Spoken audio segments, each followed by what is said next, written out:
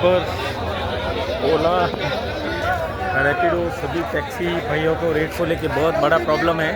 इसके लिए सभी भाई लोग इकट्ठे हो रहे हैं। आज 2 मीटिंग हो चुकी है अहमदाबाद के अंदर और आप देख पा रहे होंगे दूर दूर तक गाड़ियाँ खड़ी है, बहुत सारे लोग इकट्ठे हो रखे हैं।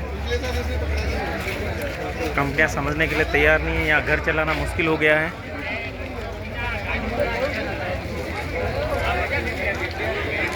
जहाँ तक देखोगे वहाँ भीड़ भीड़ नज़र आएगी।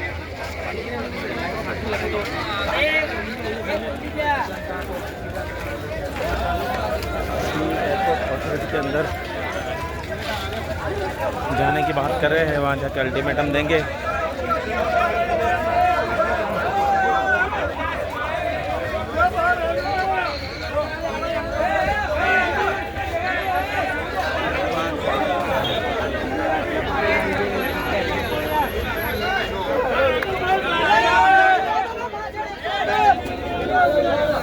પોલીસ આવે જજો દિલ્હી પેલા આપણે પોલીસ આ લોકોને અહીંયા ઊભા રાખવાનું રીઝન એ છે રોડ ઉપર ના ઊભા રાખે.